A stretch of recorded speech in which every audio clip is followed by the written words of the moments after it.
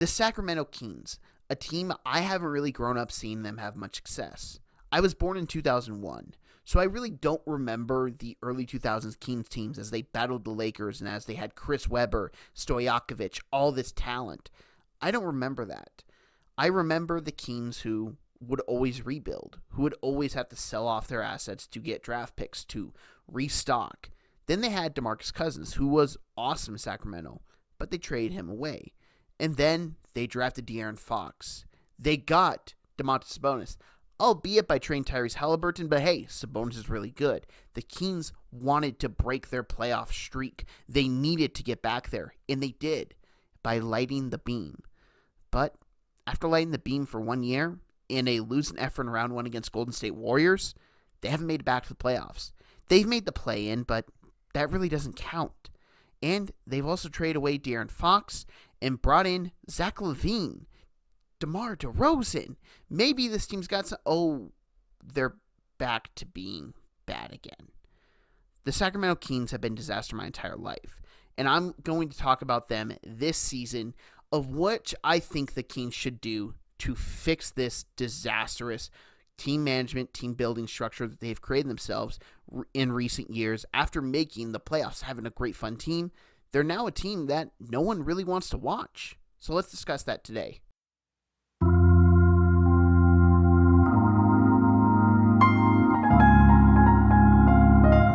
The first member of the core three I want to talk about for the Sacramento Kings is Domantas Sabonis. And for those of you who aren't aware, this is Domantas Sabonis' third team. Now, I'm sure everyone remembers him from Indiana, and we're going to talk about that trade that brought him over here in a second.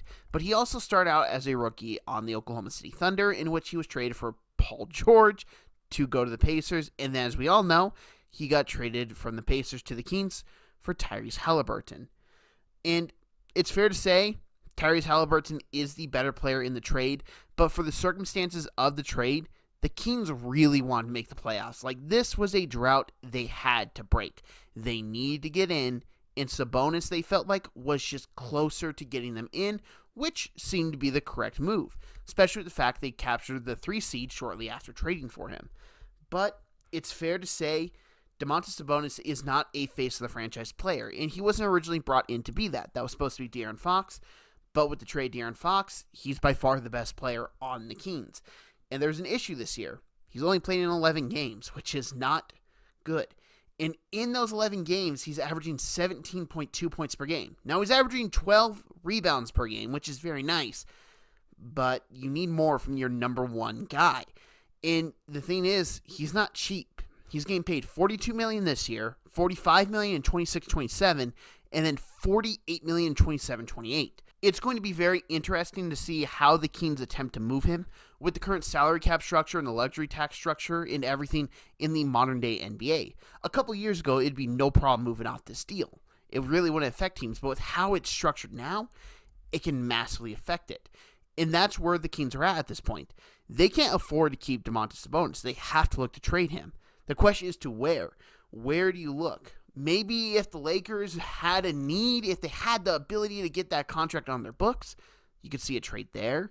Maybe the Raptors. There's so many options that like you could look at and think, yeah, he'd fit there. But then you look at that contract and figure out, how does the trade work? And that's the Kings' issue, is that they paid their guys too much money. And there's one affordable player that we'll talk about here in a bit, but Domantas Sabonis, as talented as he is, as good of a rebounder as he is, he's getting paid too much for the point production he produces for the Sacramento Kings, and that's going to keep a lot of teams staying away from him in any trade discussion.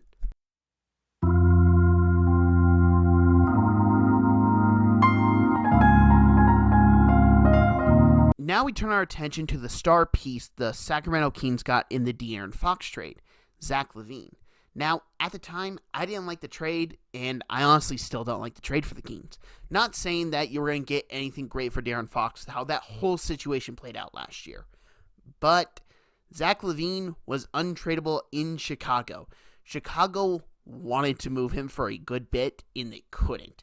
Then they did. Why'd they want to move him? Well, he doesn't really do anything outside of score, which, hey, it's important to score more points than your opponent in the NBA. That's very important.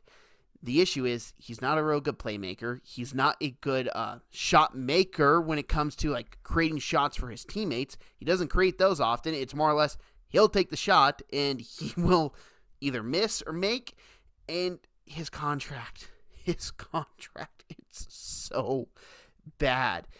And it's a player option for next year. Now, thankfully, he pretty much only has 2 years left on the deal, with $47 million this year and 48, practically 49 next year. And it is a player option that I would expect him to opt in because no one is paying Zach LaVine this much money again. And he is on the wrong side of 30 now. He is 30 years old and he'll be 31 when this contract is extended in the offseason for that 1 year. If he was on a reduced salary, say if he was around $15 million to $20 million, I would be like, okay, totally worth it. He's a great scorer. You can live with that. But he doesn't do anything else, and you have to do more stuff at this contract size. And I don't think he's movable. I think he's going to finish this contract out with the Kings and probably go somewhere when the contract's up because this contract's unmovable. I thought it was unmovable in Chicago. They moved him, they got out of it, and now it's unmovable in Sacramento. I don't get the trade when it happened. I thought they could have gotten just something better than Zach LaVine in it. I honestly thought they should have started their rebuild right then and there, but they wanted to prolong it, and I think while prolonging the rebuild, it's going to end up screwing them over in the long run.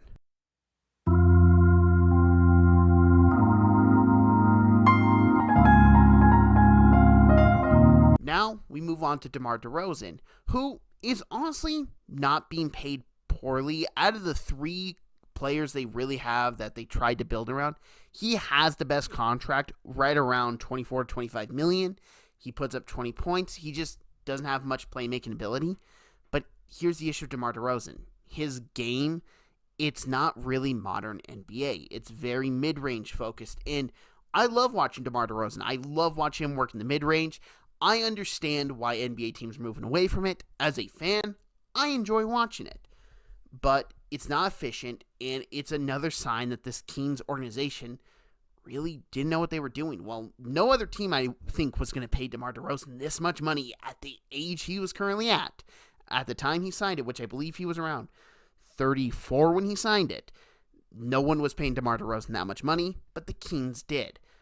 And it's just a move that I don't get still in hindsight, because it felt like you would bring him in when you need like a sixth man, the guy who can come off the bench and give you a little bit of a scoring spark. That guy on a championship team that we always see just had that impact, almost like a Andre Iguodala, but for offense, not defense. And that's what I thought DeMar DeRozan should have gone with after his tenure in Chicago. But he went to the Kings, and he tried. He has tried. This is not someone who is aged out, and it's just like, I'm here to collect my check. He busts his butt every game, and it's fun to watch him play still. So what I'm trying to get at is DeRozan, extremely talented, can still hit that mid-range, but he should not be at the role he's currently at. He should be a six-man, and he'd be a really effective six-man at that. And I don't know if he'll be traded at all, because I don't think NBA teams value his game. His contract's not bad. The issue with this is that his game is kind of like the dinosaurs. It's extinct. And I don't really think that teams will give up a lot. Even if someone does trade for him, it would not be as much as Kings fans would want, which sucks because a lot of the moves that the Kings have done have really set this franchise back in recent years. I mean, we can all be like, oh, they should have kept Tyrese Halliburton. That trade I can make logical sense of. Moving De'Aaron Fox, I understand that situation was bad. You should have looked to do something else. But really the most befuddling thing is when they brought in DeMar DeRozan to try and contend. And it just wasn't going to work out like the front office thought it would. I think everyone from the start, when they saw that contract, said the same exact thing. Why would you do that?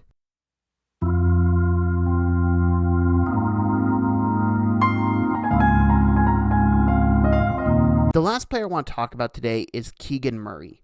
Keegan Murray, I believe, is a talented player, but I think it's another mistake the Kings have made because they paid him way too much, in my opinion. With the modern salary cap, I feel like they overpaid. Now, before I talk about his contract, I do want to mention some reasons why I think they jumped the gun. First of all, this is his 4th year in the NBA, and it's by far his lowest three-point shooting percentage. Something that he really got paid for was because he can shoot the three ball well. His rookie year, he shot 41%. Second year, little under 36%. Third year, 34%. And then this year, 26%. Now, he has played in only 16 games to start in 15, so he has dealt with some injuries, and he is averaging more points per game this year than he did last year. But it's not something necessarily you want to see after you pay him a large sum of money that his career low in three-point percentage is the year after you pay him. And his contract will expire in 2031, and it's an average annual salary which starts next year at $28 million. Now, next year it's at 24, but on the last year of the deal, it is a little under $32 million. This is where I just don't get the Kings. Keegan Murray is talented, yes. He's not that much money talented, and I get it. Young players can grow, they can develop, and you have to pay a little bit more for those young guys because they have potential. Here's the thing, and I really struggle to understand the Kings front office, is that they overpay so much for talent they can find elsewhere and probably cheaper. Now, Keegan Murray, he can still develop. Like I said, he's 25 years old. But talking about the other moves that they have made, Domantas Sabonis is getting paid nearly $50 million. You can find his production elsewhere. Zach LaVine is getting paid nearly $50 million. You can find his production elsewhere. DeMar DeRozan is getting paid $25 million. It's not as bad, but you could still find production elsewhere. Really, with what I'm trying to get at with this whole point, and I think it's summed up pretty perfectly with Keegan Murray, is that their front office doesn't understand the salary cap as well as it should, and it's costing the team. I don't think this is something that a lot of GMs thought they'd have to deal with because the NBA has been the Old West. It's just been money slinging everywhere, and you really didn't have to worry about it. But that's not the case anymore, and I think we're very much seeing that with the Sacramento Kings, that they have yet to adjust to the modern NBA front office business side of the things, and it's hurting them beyond belief.